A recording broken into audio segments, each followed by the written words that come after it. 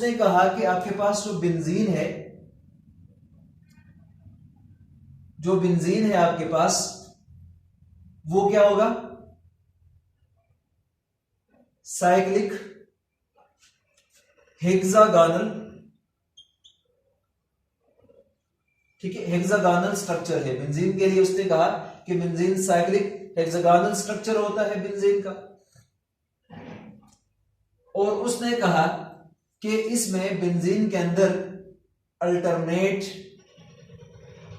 Single and double bonds होते हैं, ठीक है, बेंजीन में अल्टरनेट सिंगल और डबल बॉन्ड्स हैं। तो ये जो स्ट्रक्चर है इसने प्रोपोज किया, और ये केक्यूल का सिंपल स्ट्रक्चर हम रिप्रेजेंट करते हैं कि भाई बेंजीन आपके पास साइक्लिक है, ठीक है ना, और इसमें double bond, single bond, double bond, फिर सिंगल, फिर डबल, फिर सिंगल, मतलब अल्टरनेट पोजीशन पर सिंगल और डबल बॉन्ड मौजूद है, ठीक है ना। और इसके अलावा इसने कहा कि आपके पास बेंजीन का जो स्ट्रक्चर है वो आपके पास क्या है, प्लेनर स्ट्रक्चर है। क्या है, प्लेनर स्ट्रक्चर, ठीक है ना। क्या, कौन सा स्ट्रक्चर है, प्लेनर स्ट्रक्चर है। तो ये स्ट्रक्चर केक्यूल ने बेंजीन के लिए प्रपोज किया, लेकिन इस स्ट्रक्चर के अंदर कई प्रॉब्लम्स आए। तो क्या प्रॉब्लम्स थे इस स्ट्रक्चर के साथ? हालांकि उस वक्त आपके पास सबसे बेस्ट और सबसे सेंसिबल स्ट्रक्चर उस वक्त का माना जाता था जो केक्यूल ने प्रपोज किया था बेंजीन के लिए, लेकिन इसके साथ भी कई प्रॉब्लम्स थे। वो क्या है, हमने उसको देखना है। तो सबसे पहले देखते हैं प्रॉब्लम्स विद बेंजीन, ठीक है, जो केक्यूल का स्ट्रक्चर है। तो प्रॉब्लम्स विद केक्यूल्स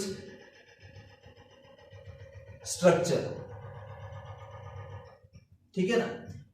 तो क्या प्रॉब्लम्स थे? तो बच्चों अगर आप लोग देखें, अगर हम देखें तो although the proposed structure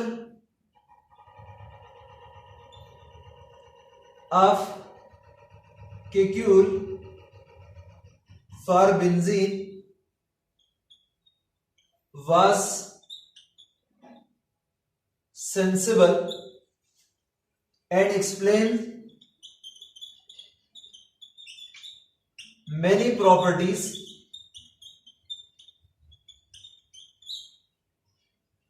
of benzene, ठीक है ना। हालांकि उस वक्त आपके पास जो केक्यूल ने स्ट्रक्चर प्रपोज किया था बेंजीन के लिए, वो बहुत सारी प्रॉपर्टीज एक्सप्लेन कर रहा था बहुत अच्छे तरीके से, लेकिन उसके बावजूद भी बहुत सारे मसाइल थे इस स्ट्रक्चर के साथ, सीरियस प्रॉब्लम्स थे जो रेज हुए, जिसको ये एक्सप्लेन नहीं कर सका। वो क्या क्या प्रॉब्लम्स थे उसको हम एक एक करके एक्सप्लेन करेंगे, और उसको फिर हम on the basis of heat of hydrogenation के टर्म्स में भी देख लेंगे, और लास्ट में हम अगला जो हमारा टॉपिक होगा उसको सॉल्व करना बाय रेजोनेंस मेथड, स्टेबिलिटी को हम एक्सप्लेन करेंगे। तो problem with the Kekule structure क्या है? Although the proposed structure of Kekule for benzene was sensible and explains many properties of benzene, बहुत सारी प्रॉपर्टीज को एक्सप्लेन कर भी रहा था, लेकिन फिर भी कुछ सीरियस ऑब्जेक्शंस थी इसके स्ट्रक्चर पे जिसको वो एक्सप्लेन नहीं कर पाया। तो वो क्या क्या प्रॉब्लम्स थी उसको हमने देखना है, ठीक है ना। तो सबसे पहले है प्रॉब्लम विद द केमिस्ट्री, ठीक है, प्रॉब्लम्स विद केमिस्ट्री। तो बच्चों अगर आप लोग देखें ना, पहला आपके पास ऑब्जेक्शन क्या था? प्रॉब्लम विद द केमिस्ट्री, ठीक है, प्रॉब्लम विद द केमिस्ट्री। अब केमिस्ट्री का मतलब केमिकल रिएक्शन, जैसे कि फॉर एग्जांपल अगर हम केक्यूल स्ट्रक्चर को देखते हैं जो केक्यूल ने प्रपोज किया था, किसके लिए? बेंजीन के लिए। याद रखना जो केक्यूल का स्ट्रक्चर है वो रियल स्ट्रक्चर नहीं है, वो आपके पास हाइपोथेटिकल स्ट्रक्चर है, हाइपोथेटिकल स्ट्रक्चर है, ठीक है ना। अब केक्यूल का जो स्ट्रक्चर है अगर आप उसको देखें तो वो ये वाला था, ठीक है। अब इस स्ट्रक्चर को अगर आप लोग देखें तो इस स्ट्रक्चर के अंदर आपके पास 3 क्या है? डबल बॉन्ड्स हैं, ठीक है ना। अगर हम इस 3 डबल बॉन्ड्स को देखते हैं तो इस डबल बॉन्ड की वजह से आपके पास जो बेंजीन है वो क्या होना चाहिए, हाईली अनसैचुरेटेड, ठीक है ना। और हम ये एक्सपेक्ट करते हैं कि भाई ये डबल बॉन्ड है, ये डबल बॉन्ड है, ये डबल बॉन्ड है। इस डबल बॉन्ड की वजह से मतलब हम ये कह सकते हैं due to the presence of 3 double bonds benzene या it shows addition reaction like alkenes। अगर हम बेंजीन का जो स्ट्रक्चर है जो केक्यूल ने प्रपोज किया है, अगर इसको हम देखते हैं तो इसमें 3 डबल बॉन्ड आपको नजर आते हैं और इस 3 डबल बॉन्ड की वजह से ये हाईली अनसैचुरेटेड है और इस अनसैचुरेटेड नेचर होने की वजह से अल्कीन्स की तरह इसको क्या करना चाहिए, एडिशन रिएक्शन शो करना चाहिए। अब अल्कीन के अंदर डबल बॉन्ड होता है और हमें पता है कि वो एडिशन रिएक्शन शो करता है। तो अगर इसमें देखा जाए तो इसमें 3 डबल बॉन्ड है तो इसको भी क्या करना चाहिए, इसको भी क्या करना चाहिए, एडिशन रिएक्शन शो करना चाहिए। लेकिन अगर देखा जाए तो आपके पास जो रियल बेंजीन है, ठीक है ना, जो आपके पास रियल बेंजीन है वो क्या करता है, normally do not show addition reaction, ठीक है ना, वो नॉर्मली एडिशन रिएक्शन नहीं शो करता। हाँ, अगर आप लोग कंडीशन बहुत सवियर अप्लाई करते हैं तो उस कंडीशन में जाके वो हाइड्रोजनेशन या क्लोरीनेशन जो भी रिएक्शन एडिशन है वो शो करता है। पर नॉर्मली जिस तरह आपके पास अल्कीन शो करते हैं ना एडिशन रिएक्शन, वो बेंजीन रियल बेंजीन नहीं करता। लेकिन केक्यूल स्ट्रक्चर को हम देखते हैं तो वहां पर आपको 3 अनसैचुरेशन नजर आती है, मतलब 3 जगह पर आपको डबल बॉन्ड नजर आता है। इस वजह से ये हाई अनसैचुरेटेड होगा और हम ही एक्सपेक्ट करते हैं अकॉर्डिंग टू दिस स्ट्रक्चर कि बेंजीन भी क्या करेगा, एडिशन रिएक्शन शो करेगा। जबकि एक्चुअल में देखा गया प्रैक्टिकली जो एक्चुअल बेंजीन है या रियल बेंजीन है वो नॉर्मली एडिशन रिएक्शन नहीं शो करता जब तक हम इसको सीवियर कंडीशन नहीं देते, जब तक हाई टेम्परेचर हम नहीं देते। तो इसका मतलब ये हुआ कि जो प्रोपोज स्ट्रक्चर है वो आपके पास कहीं ना कहीं पर कोई प्रॉब्लम है जो इस रियल बेंजीन की जो एक्चुअल प्रॉपर्टी है वो एक्सप्लेन नहीं कर पा रहा। अगर हम अल्कीन्स को देखते हैं तो आपको पता है अल्कीन्स में क्या होता है, डबल बॉन्ड, और इस डबल बॉन्ड की वजह से ये क्या शो करता है, एडिशन रिएक्शन शो करता है, ठीक है। तो अल्कीन्स क्या करते हैं, डबल बॉन्ड की वजह से एडिशन रिएक्शन शो करते हैं। जैसे कि अगर मैं बात करूं आपके पास CH2 डबल बॉन्ड CH2 ये आपके पास इथीन है, अगर इसमें हम हाइड्रोजन ऐड करते हैं, ठीक है ना, तो हाइड्रोजन जब ऐड करेंगे in the presence of catalyst platinum या निकल वगैरह, तो यहां से जो आपके पास पाई बॉन्ड है, ये पाई बॉन्ड बच्चों आपके पास क्या होता है, ब्रेक होता है, ठीक है ना। और आपके पास एक पाई बॉन्ड जब ब्रेक होता है तो उसकी जगह पर ये 2 हाइड्रोजन अटैच हो जाते हैं, तो आपके पास CH2 से क्या बन जाएगा, CH3 बन जाएगा। मतलब क्या हुआ कि यहां से ये एक पाई बॉन्ड टूटा है और इसके रिजल्ट में यहां पर आपके पास क्या हुआ है, 2 सिग्मा बॉन्ड इनकी फॉर्मेशन हुई है। मतलब 2 आपके पास क्या बने हैं, सिग्मा बॉन्ड बने हैं। मतलब क्या था कि इस कंपाउंड में पाई बॉन्ड है तो लिहाजा ये कंपाउंड आपके पास क्या है, अनसैचुरेटेड है, और ये अनसैचुरेटेड कंपाउंड किसमें कन्वर्ट हो गया है, ये अब आपके पास सैचुरेटेड कंपाउंड है, ठीक है ना। एक अनसैचुरेटेड कंपाउंड सैचुरेटेड कंपाउंड में कन्वर्ट हुआ है, मतलब एक पाई बॉन्ड ब्रेक हो चुका है और रिजल्ट में 2 सिग्मा बॉन्ड बन चुके हैं। मतलब अल्कीन से क्या बना है, अल्केन बना है। तो ऐसा रिएक्शन जिसमें एक पाई बॉन्ड टूटकर उसकी जगह पर आपके पास 2 सिग्मा बॉन्ड बनते हैं और अनसैचुरेटेड कंपाउंड सैचुरेटेड कंपाउंड में कन्वर्ट होता है तो उसको हम एडिशन रिएक्शन बोलते हैं। तो आप लोग अल्कीन के अंदर देखते हो तो अल्कीन्स क्या देते हैं, due to the presence of pi bond, due to the presence of double bond, it shows addition reaction normally. लेकिन अगर यही काम हम बेंजीन के लिए अप्लाई करें तो अगर बेंजीन के लिए यही बात की जाए तो आपके पास हम ये कह सकते हैं benzene normally do not show addition reaction like that of alkene. इसका मतलब बेंजीन का जो डबल बॉन्ड है और आपके पास रियल बेंजीन के अंदर जो डबल बॉन्ड है, इसमें कहीं ना कहीं कोई डिफरेंस है, कहीं ना कहीं आपके पास कीक्यूल स्ट्रक्चर में फर्क है, क्योंकि कीक्यूल स्ट्रक्चर तो आपको 3 डबल बॉन्ड बता रहा है, तो हाईली अनसैचुरेटेड होने की वजह से इसको एडिशन रिएक्शन शो करना चाहिए जो हमारे एक्सपेक्टेशन है, लेकिन ये एडिशन रिएक्शन नहीं शो करता। अच्छा, एक तो इसमें ये प्रॉब्लम आ गया। नेक्स्ट जो दूसरा प्रॉब्लम है वो क्या है आपके पास कि भाई जो शेप ऑफ बेंजीन है रियल में वो क्या है, और जो आपके पास कीक्यूल ने प्रपोज किया है इसके अकॉर्डिंग क्या होना चाहिए। ठीक है ना। अब अगर हम शेप की बात करते हैं तो 2 बातें हैं, ठीक है ना। Problem with the shape,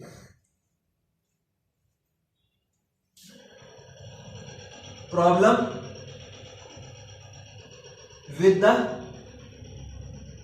with shape, ठीक है ना। अब कीक्यूल स्ट्रक्चर को अगर आप लोग देखें तो ये वाला था, ठीक है ना। ये आपके पास हाइपोथेटिकल स्ट्रक्चर है जो कीक्यूल ने प्रपोज किया था, ठीक है ना। अगर इस स्ट्रक्चर को आप लोग देखें तो यहां पर आपके पास क्या है, 1 2 3, मतलब आपके पास 3 कार्बन टू कार्बन क्या है, डबल बॉन्ड है, ठीक है ना। 3 कार्बन टू कार्बन क्या है, डबल बॉन्ड्स है। और आपके पास 1 2 3, इसी तरह से आपके पास 3 कार्बन टू कार्बन क्या है, सिंगल बॉन्ड है, ठीक है ना। 3 carbon to carbon double bond है और 3 आपके पास carbon to carbon single bond है।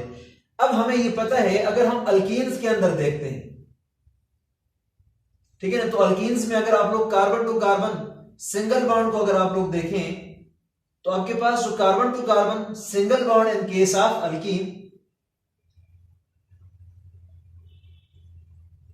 अगर उसकी लेंथ को आप लोग देखें जिसको हम बॉन्ड लेंथ बोलते हैं, तो वो आपके पास बराबर होता है कितने का, 1.54 एंगस्ट्रॉम का, ठीक है ना। The single bond of alkane, sorry alkane का जो सिंगल बॉन्ड है उसको अगर आप लोग देखेंगे तो 1.54 एंगस्ट्रॉम है। इसी तरह से आप लोग अल्कीन को देखेंगे तो अल्कीन्स में डबल बॉन्ड है, और अगर आप लोग carbon to carbon double bond का बॉन्ड लेंथ अगर आप लोग चेक कर लो, ठीक है ना, तो इसका जो बॉन्ड लेंथ है वो आपके पास 1.34 एंगस्ट्रॉम है, ठीक है ना। और यहां पर अगर आप लोग देखें तो इधर आपके पास क्या है, डबल बॉन्ड है, फिर सिंगल बॉन्ड है, फिर डबल बॉन्ड है, फिर सिंगल बॉन्ड है, फिर डबल बॉन्ड है। मतलब इसका डबल बॉन्ड इसके डबल बॉन्ड जैसा होना चाहिए, मतलब इसका जो बॉन्ड लेंथ है वो आपके पास क्या होना चाहिए, इसके बराबर होना चाहिए। और इसका जो सिंगल बॉन्ड है उसकी जो बॉन्ड लेंथ है वो इसके बराबर होना चाहिए। स्ट्रक्चर को हम देखकर हमारी एक्सपेक्टेशन ये है, लेकिन अगर देखा गया है कि जो आपके पास रियल बेंजीन है, ठीक है ना, इसमें जितने भी बॉन्ड्स हैं रियल बेंजीन के, ठीक है ना, तो आपके पास all the bonds are equal in length. इसके जितने भी बॉन्ड हैं, चाहे वो आपके पास डबल है, सिंगल है, डबल है, सिंगल है, डबल है, ये सारे आपके पास क्या हैं, एक ही लेंथ के हैं, मतलब सिमिलर लेंथ के हैं, इसमें कोई डिफरेंस नहीं है, ये सारे इक्वल बॉन्ड्स हैं, इनमें कोई डिफरेंस नहीं है। इसका मतलब अगर इसका बॉन्ड लेंथ आप लोग चेक करें जो रियल बेंजीन में पाए जाते हैं, तो इसका बॉन्ड लेंथ आपके पास 1.39 एंगस्ट्रॉम है।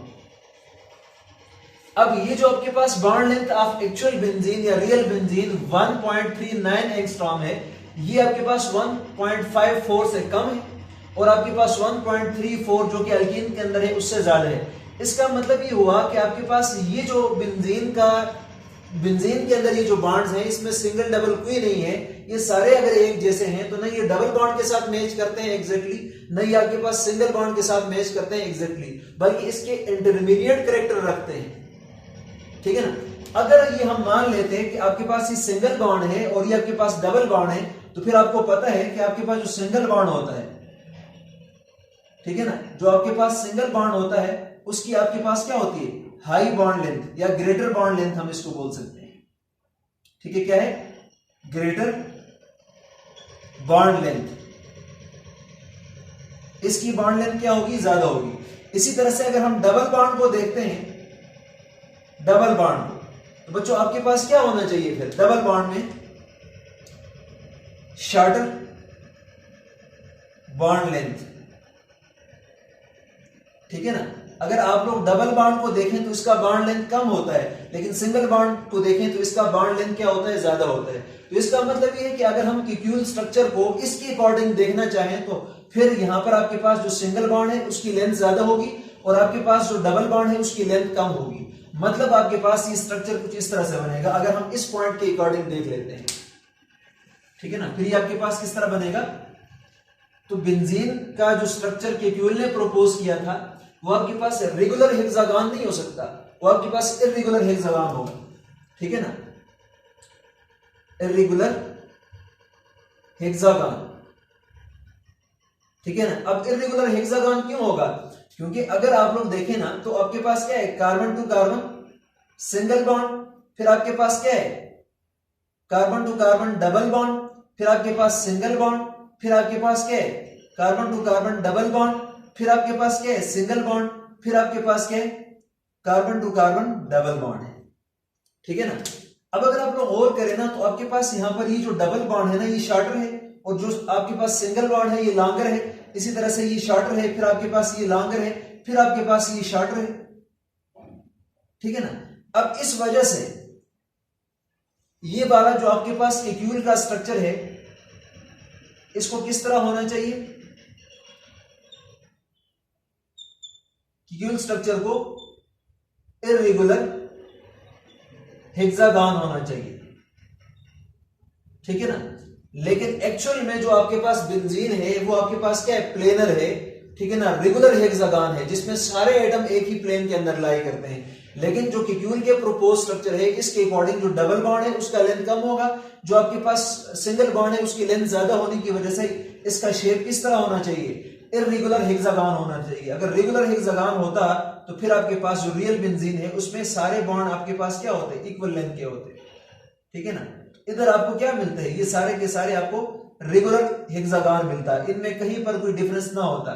लेकिन यहां पर देखें सिंगल बॉन्ड की लेंथ ज्यादा है, डबल बॉन्ड की कम है, फिर इसकी ज्यादा है, फिर इसकी कम, फिर इसकी ज्यादा, तो एक इर्रेगुलर हेक्सागन सा आपको मिल जाता है। लेकिन एक्चुअल में बेंजीन आपके पास ये तो एक्चुअल स्ट्रक्चर नहीं है, जस्ट आप लोग सपोज करें वो आपके पास क्या है, रेगुलर हेक्सागन होना चाहिए, लेकिन according to Kekule propose structure it should be irregular hexagon.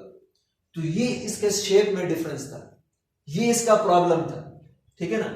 अब अगला देखें तो आपके पास क्या है, problem with the stability of benzene, problem with the stability of benzene. तो वो क्या था आपके पास, बेंजीन के स्टेबिलिटी के साथ क्या प्रॉब्लम था, ठीक है ना। इसको हम on the basis of heat of hydrogenation explain करेंगे। Problem with the stability of benzene, तो स्टेबिलिटी के साथ इसका क्या प्रॉब्लम है,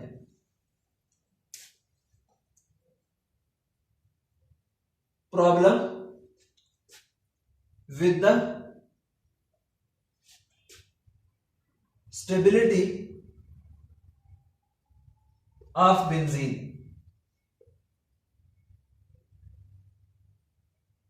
ठीक है ना, problem with the stability of benzene.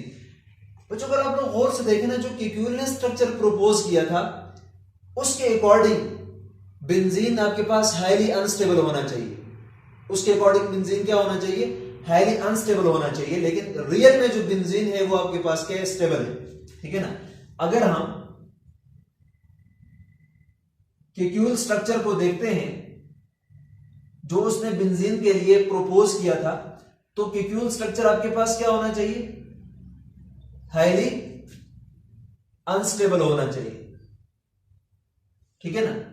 और अगर हम रियल बेंजीन को देखते हैं, ठीक है ना, अब रियल बेंजीन कैसा होता है हमें नहीं पता, लेकिन रियल बेंजीन आपके पास क्या है जी, हाईली स्टेबल है, ठीक है ना। तो किस तरह से स्टेबल है इसको हम क्या किस तरह से एक्सप्लेन करेंगे, on the basis of heat of hydrogenation, ठीक है ना, on the basis of heat of hydrogenation, या इसको हम बोलते हैं एंथैल्पी ऑफ हाइड्रोजनेशन, ठीक है ना। अब एंथैल्पी से मुराद हाइड्रोजनेशन के दौरान जो एनर्जी रिलीज होगी या एब्जॉर्ब होगी उसको हम एंथैल्पी ऑफ हाइड्रोजनेशन बोलेंगे। जैसे फॉर एग्जांपल आपके पास हाइड्रोजनेशन किसको बोलते हैं, हाइड्रोजनेशन। अगर हम हाइड्रोजनेशन को देखते हैं तो हाइड्रोजनेशन का सिंपल मतलब यहां पर ये है कि addition of hydrogen to the double bond, ठीक है ना। हम क्या करते हैं, हाइड्रोजन को डबल बॉन्ड में ऐड करते हैं तो उस दौरान क्या होती है, एनर्जी रिलीज होती है, ठीक है ना। एनर्जी क्या होती है, रिलीज होती है। और ये जो एनर्जी रिलीज होती है इसको हम क्या बोलते हैं, हीट ऑफ हाइड्रोजनेशन बोलते हैं। क्या बोलते हैं, हीट ऑफ हाइड्रोजनेशन। मतलब एडिशन ऑफ हाइड्रोजन के दौरान जब हम हाइड्रोजन को डबल बॉन्ड में ऐड करते हैं तो उस दौरान जो एनर्जी रिलीज होती है इसको हम क्या बोलते हैं, हीट ऑफ हाइड्रोजनेशन बोलते हैं। तो बच्चों याद रखिएगा, ये जो आपके पास हीट ऑफ हाइड्रोजनेशन है ये आपके पास क्या एक्सोथर्मिक है, ठीक है ना। और इसको हम एक नेगेटिव साइन से शो करेंगे। किससे शो करेंगे, नेगेटिव साइन से शो करेंगे। अब ये नेगेटिव क्यों है ये आपको पता है कि जैसे फॉर एग्जांपल अगर हम देखते हैं ये आपके पास CH2 डबल बॉन्ड CH2, मतलब यहां पर आपको क्या नजर आता है, एक पाई बॉन्ड नजर आता है। और इसके अंदर हमने क्या करना है, हाइड्रोजन को ऐड करना है। इसके अंदर हमने क्या करना है, हाइड्रोजन को ऐड करना है। तो हाइड्रोजन को ऐड करने के लिए हमें क्या करना पड़ता है, इस CH2 के साथ हम क्या करेंगे, यहां से इस हाइड्रोजन को तोड़ेंगे, मतलब हाइड्रोजन और हाइड्रोजन के दरमियान में ये सिग्मा बॉन्ड है ये टूट जाएगा और ये दो हाइड्रोजन आगे इस कार्बन के साथ और आपके पास इस कार्बन के साथ अटैच हो जाएंगे। और यहां से ये जो आपके पास पाई बॉन्ड है ना ये भी क्या हो जाएगा, ब्रेक हो जाएगा। अब बच्चों आपको पता है कि जब बॉन्ड्स ब्रेक होते हैं, यहां पर ये बॉन्ड ब्रेक हो रहा है, यहां पर ये बॉन्ड ब्रेक हो रहा है, तो bond breaking is endothermic process, मतलब इस बॉन्ड को तोड़ने के लिए एनर्जी चाहिए, ये एंडोथर्मिक प्रोसेस है। पर अगर देखा जाए तो इसके बाद ये दो बॉन्ड टूट जाते हैं, यहां पर एक पाई और एक हाइड्रोजन और हाइड्रोजन के दरमियान में सिग्मा बॉन्ड। लेकिन यहां पर आपके पास ये जो हाइड्रोजन और कार्बन के दरमियान में ये बॉन्ड बन रहा है, इसी तरह से यहां पर हाइड्रोजन और कार्बन के दरमियान में बॉन्ड बन रहा है। यहां पर दो सिग्मा बॉन्ड बन रहे हैं, यहां पर एक सिग्मा और एक पाई बॉन्ड ब्रेक हो रहा है। अब जो आपके पास बॉन्ड फॉर्मेशन है, ठीक है, अगर इधर देखें तो यहां पर आपके पास क्या है, बॉन्ड फॉर्मेशन। यहां पर क्या हो रही है, बॉन्ड फॉर्मेशन हो रही है। तो बॉन्ड फॉर्मेशन आपके पास क्या होता है, एक्सोथर्मिक प्रोसेस होता है, ठीक है ना। और बॉन्ड आपके पास ब्रेकिंग क्या होता है, एंडोथर्मिक प्रोसेस होता है। इसका मतलब इस हाइड्रोजनेशन के दौरान एनर्जी एब्जॉर्ब भी होती है जब बॉन्ड ब्रेक होता है, और जब बॉन्ड बनते हैं तो उस वक्त एनर्जी रिलीज भी होती है। अब हम इसका कंपैरिजन करेंगे। अब अगर गौर से देखा जाए तो इस केस में जो एनर्जी एब्जॉर्ब होती है वो कम है, लेकिन जब बॉन्ड बन के एनर्जी रिलीज होती है तो नेट जो एनर्जी रिलीज होती है वो ज्यादा रिलीज होती है। तो ओवरऑल इस रिएक्शन को हम क्या मानेंगे, एक्सोथर्मिक मानेंगे। तो हाइड्रोजनेशन में बॉन्ड ब्रेकिंग में कम एनर्जी लगती है, लेकिन जब बॉन्ड बनते हैं तो रिलीज एनर्जी ज्यादा होती है। इस वजह से हम हाइड्रोजनेशन को क्या मानते हैं, एक्सोथर्मिक मानते हैं। तो जो इस वजह से इसके साथ क्या होगा, नेगेटिव साइन होगा, ठीक है ना। अब चूंकि केक्यूल ने जो स्ट्रक्चर प्रपोज किया है उसमें तो डबल बॉन्ड्स होते हैं, तो अगर हम उधर ऐड करेंगे तो लाजमी बात है हम जो एक्सपेक्ट कर रहे हैं उसके अकॉर्डिंग उसमें भी एनर्जी रिलीज होनी चाहिए, जिसको हम हीट ऑफ हाइड्रोजनेशन बोलेंगे, ठीक है। तो कितने रिलीज होगी और किस तरह से होगी उसको हम कैसे समझेंगे, यही बात हमने अभी देखना है, ठीक है ना। तो बच्चों हम कंपैरिजन के लिए क्या लेते हैं, साइक्लोहेक्सीन से स्टार्ट करते हैं, ठीक है ना। For best comparison we will start from cyclohexene, मतलब हाइड्रोजनेशन करेंगे किसका, साइक्लोहेक्सीन का।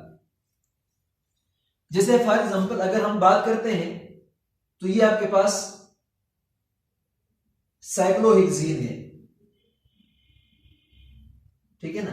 ये आपके पास क्या है, साइक्लोहेक्सीन है, ठीक है ना। तो यहां पर आपके पास क्या है, एक पाई बॉन्ड है, ठीक है ना। तो एक पाई बॉन्ड की एडिशन के लिए यहां पर हम क्या यूज करते हैं, हाइड्रोजन का एक मॉलिक्यूल यूज करते हैं, और इस एक मॉलिक्यूल में प्लैटिनियम, निकल, कोई कैटलिस्ट वगैरह होगा। तो अगर हम इस साइक्लोहेक्सीन का यहां पर पाई बॉन्ड है, इसमें हम इसकी हाइड्रोजनेशन करते हैं। तो अब अगर आप लोग गौर से देखें तो हाइड्रोजन को हम ऐसे लिख सकते हैं, तो ये वाला बॉन्ड ब्रेक होगा यहां से, और यहां पर आपके पास पाई बॉन्ड है, ये हाइड्रोजन एक जाके इसके साथ अटैच होगा, दूसरा जाके इसके साथ अटैच होगा, मतलब आपके पास ये बन जाएगा साइक्लोहेक्सेन। ठीक है ना, एक हाइड्रोजन इधर अटैच हो जाएगा, एक हाइड्रोजन इधर अटैच हो जाएगा, और ये पाई बॉन्ड यहां पर आपके पास खत्म हो जाएगा। बाकी अंडरस्टूड है, इधर आपके पास CH2 है, CH2 यहां पर पाई बॉन्ड था वो खत्म हो गया, उसकी जगह पर 2 सिग्मा बॉन्ड बन गए। इससे पहले भी मैंने एक्सप्लेन किया था कि एक पाई बॉन्ड टूटकर उसकी जगह पर 2 सिग्मा बॉन्ड बनते हैं। अनसैचुरेटेड कंपाउंड सैचुरेटेड में कन्वर्ट होता है, तो उसको हम क्या बोलते हैं, एडिशन रिएक्शन बोलते हैं। तो बच्चों अब इस दौरान क्या होती है, एनर्जी रिलीज होती है। क्या रिलीज होती है, एनर्जी। रिलीज होने के लिए हम नेगेटिव साइन लिखते हैं। अब अगर हम 1 मोल रिएक्शन इस साइक्लोअल्कीन का, साइक्लोहेक्सेन का इसके साथ करते हैं, इसके 1 मोल के साथ, तो उस वक्त जो एनर्जी रिलीज होती है बच्चों, ये आपके पास 120 किलो जूल पर मोल एनर्जी रिलीज होती है। ठीक है ना, del H equal to minus 120 kilo joule पर मोल एनर्जी इससे रिलीज होती है। इसको हम क्या बोलते हैं, heat of hydrogenation in case of cyclohexane. इसी तरह से अगर हम इस कंपाउंड के बजाय इसके अंदर ऐसा कंपाउंड लेते हैं जिसमें 2 डबल बॉन्ड हो, मतलब साइक्लोहेक्साडाइन लेते हैं, जैसे मैंने ये ले लिया। ठीक है ना, अब इसमें हम क्या करते हैं, अल्टरनेट पोजीशन पर 2 बॉन्ड लगा देते हैं, एक ये और आपके पास एक ये, तो डबल सिंगल डबल बॉन्ड, लेकिन 2 डबल बॉन्ड है, याद रखना। इसको हम बोलते हैं साइक्लो।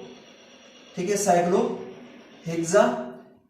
इधर और इधर 2 डबल बॉन्ड है, तो किधर है, यहां से नंबरिंग करते हैं 1 2 3 और 4 5 और आपके पास 6, 1 पे और आपके पास 3 पे, तो आपके पास क्या होगा 1, 3 साइक्लोहेक्सा 13 डाइईन, ये इसका नाम होता है। ठीक है, नाम आप लोग पढ़ेंगे आगे जाके। तो साइक्लोहेक्सा 13 डाइईन ये कंपाउंड है। अब इसके अंदर जब हम हाइड्रोजनेशन इसकी करेंगे तो एक पाई बॉन्ड के लिए 1 मॉलिक्यूल का hydrogen required, 1 molecule of hydrogen required था, लेकिन यहां पर तो 2 पाई बॉन्ड है, तो इसके लिए हमें कितने मॉलिक्यूल रिक्वायर्ड होंगे, हाइड्रोजन के 2 मॉलिक्यूल रिक्वायर्ड होंगे, तो 2H2 हम लिखेंगे यहां। तो 2 हाइड्रोजन एक इधर ऐड होगा, 2 हाइड्रोजन इधर ऐड होंगे, तो 2 2 4 टोटल 4 हाइड्रोजन लगेंगे। इस तरह से इससे भी आपको क्या मिलेगा, साइक्लोहेक्सेन मिलेगा। पर बच्चों इस केस में हाइड्रोजन कहां पे ऐड हुआ है, एक हाइड्रोजन इधर, एक हाइड्रोजन इधर। ठीक है ना, तो ये हाइड्रोजन ऐड हो जाएगा, ये हाइड्रोजन ऐड हो जाएगा, फिर आपके पास यहां पर और यहां पर हाइड्रोजन ऐड हो जाएगा, इस तरह से। तो एक पाई बॉन्ड गया, उसकी जगह पर 2 सिग्मा बॉन्ड, एक पाई बॉन्ड गया, उसकी जगह पर 2 सिग्मा बॉन्ड। ठीक है ना, तो इस साइक्लोहेक्साडाइन की जब हमने हाइड्रोजनेशन की है, तो हमारी एक्सपेक्टेशन के मुताबिक इसकी एनर्जी कितनी रिलीज होनी चाहिए, del H is equal to, अब देखो एक बॉन्ड के लिए रिलीज हुई थी 120, लेकिन अब चूंकि 2 पाई बॉन्ड है उसमें हम हाइड्रोजन को ऐड करते हैं, तो कितनी रिलीज होनी चाहिए, इसकी डबल। तो डबल कितनी है, मल्टीप्लाई बाय 2 करेंगे, तो ये आपके पास बराबर हो जाएगा 204, और ये आपके पास 240 किलो जूल पर मोल एनर्जी रिलीज होनी चाहिए। ठीक है ना, ये हमारी एक्सपेक्टेशन है। लेकिन अगर आप लोग एक्चुअल में देखें तो इसमें इतनी एनर्जी रिलीज नहीं होती है। जो एक्चुअल है ना, वो आपके पास कितनी है, एक्चुअल एनर्जी जो रिलीज हुई है यहां पर, वो आपके पास -232 किलो जूल पर मोल एनर्जी रिलीज होती है।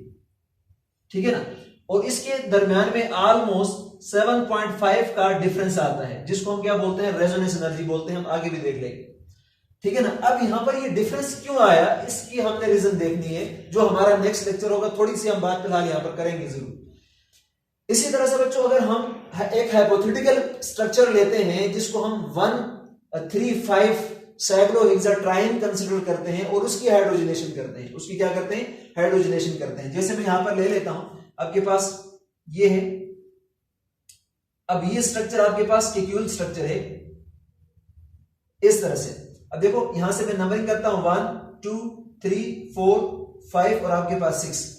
अब अगर आप लोग देखें तो 1 पे 3 पे और 5 पे डबल बॉन्ड है, तो 1 3 5 साइक्लोहेक्साट्राइन होगा, 1 3 5 साइक्लोहेक्साट्राइन। आयुर्वेदिक नाम अगर आप लोग इसका लिखें तो 1 3 5 साइक्लोहेक्साट्राइन।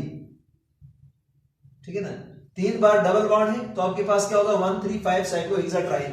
देखो एक पाई बॉन्ड के लिए 1 मॉलिक्यूल रिक्वायर्ड था, 2 पाई बॉन्ड के लिए 2 मॉलिक्यूल, 3 पाई बॉन्ड के लिए 3 मॉलिक्यूल रिक्वायर्ड होंगे, तो प्लस हम क्या करेंगे 3H2 करेंगे, तो इससे आपको क्या मिलना चाहिए, इससे भी आपको क्या मिलेगा, साइक्लोहेक्सेन ही मिलेगा।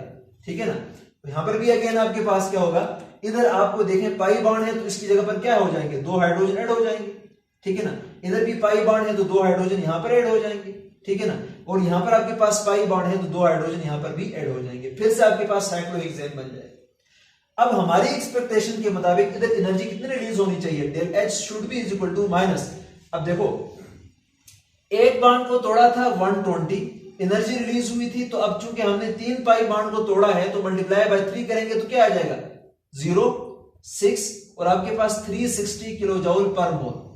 ये हमारी एक्सपेक्टेशन है कि भाई इतनी एनर्जी रिलीज होनी चाहिए, क्योंकि एक बॉन्ड की एडिशन से इतनी एनर्जी रिलीज हुई है, 2 की एडिशन से इतनी रिलीज होनी चाहिए थी, और इसी तरह से 3 बॉन्ड की एडिशन से इतनी एनर्जी रिलीज होनी चाहिए। पर एक्चुअल में देखा जाए तो यहां पर ऐसा नहीं होता।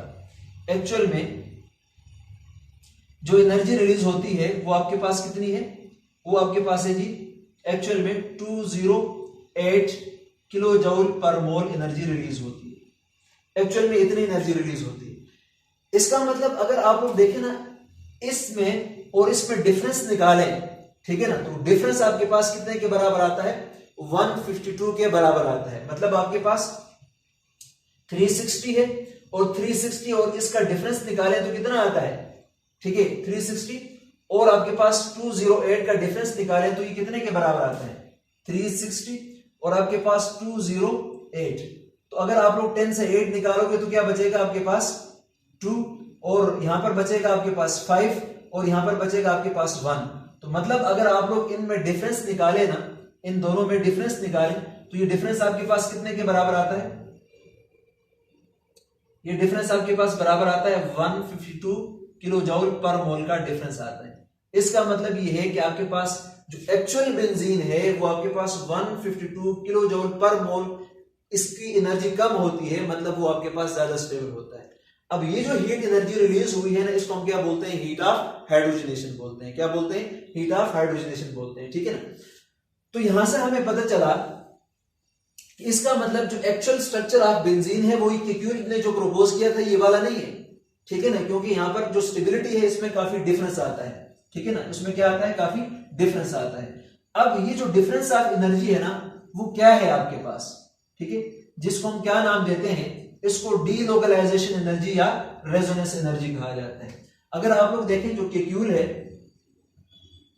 उसकी हाइड्रोजनेशन, उसके स्ट्रक्चर के अकॉर्डिंग जिसकी हमने हाइड्रोजनेशन की थी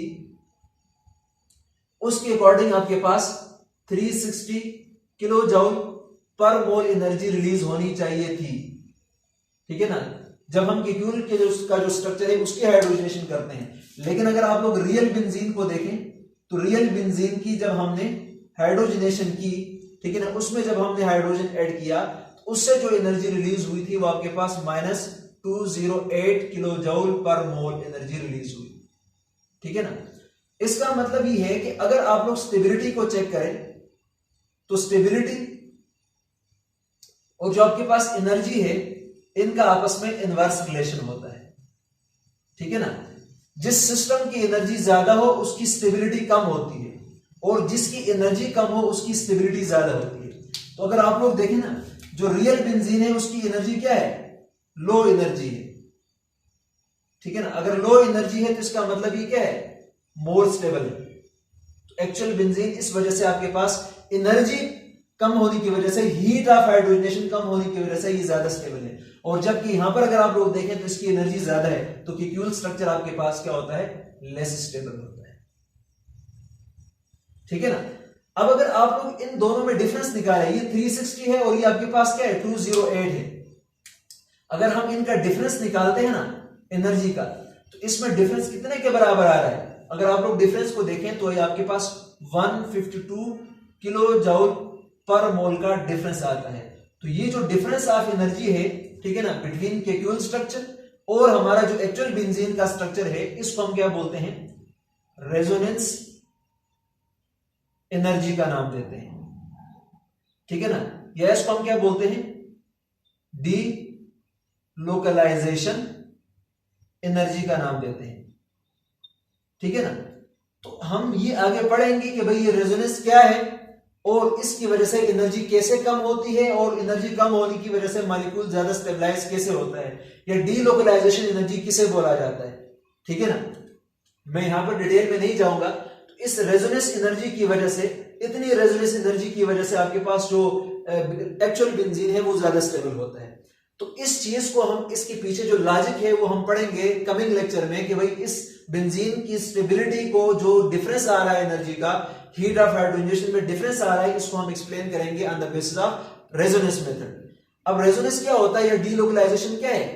बेसिकली डीलोकलाइजेशन में आपके पास चार्ज की डिस्ट्रीब्यूशन होती है। रेजोनेंस में चार्ज की डिस्ट्रीब्यूशन होती है, तो जब भी चार्ज की डिस्ट्रीब्यूशन होती है तो मॉलिक्यूल के अंदर स्टेबिलिटी आती है, और जब मॉलिक्यूल स्टेबल होता है तो उसकी एनर्जी क्या होती है? कम होती है। तो बच्चों अगर आप लोग देखेंगे, बाद में हम इसको डिस्कस करेंगे कि बेंजीन के अंदर चार्ज की डीलोकलाइजेशन होती है, बेंजीन के अंदर पाई इलेक्ट्रॉन की डीलोकलाइजेशन होती है।